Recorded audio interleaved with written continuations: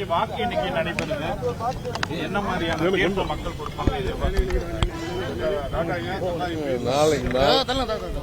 நாளைக்கு முடிவு வர்ற சூழ்நிலையில் இன்னைக்கு எனக்கு தெரியும் உங்களுக்கு தெரியும்னு சொல்றதெல்லாம் மிக குறைந்த தகவல் உட்பட்ட கருத்துக்களாக நாம் கருத வேண்டும்.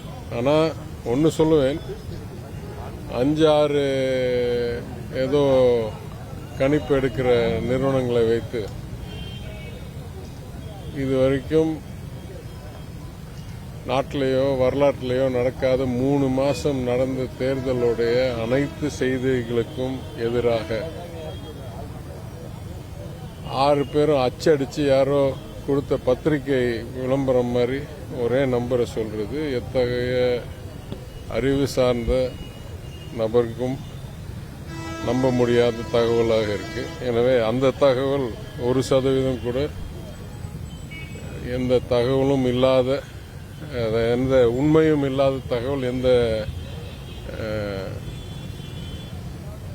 என்ன சொல்றது ஞானமும் இல்லாத தகவல் என்று நான் கருதுகிறேன்.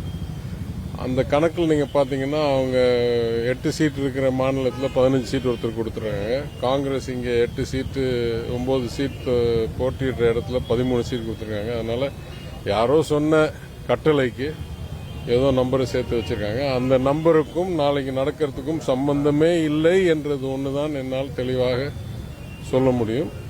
நாளை நடக்குது பார்ப்போம். நாளை இந்தியா கூட்டணிக்கு எவ்வாறான வெற்றியா சார்? நான் என் தொகுதி மிஞ்சி போனா இங்க மாநில அளவில் சில இடங்களில் தலைவர் என்னை பிரச்சாரம் செய்ய சொன்னார். அதை நான் செய்தேன். நாட்டளவில் நடக்க போறது அந்தந்த கட்சி தலைவர்கள், எங்க கூட்டணியில் இருக்க கட்சி தலைவர்கள் கூறியிருக்கிறார்கள். அதற்கு மேல் தனிப்பட்ட கருத்து எனக்கு எதுவும் இல்லை.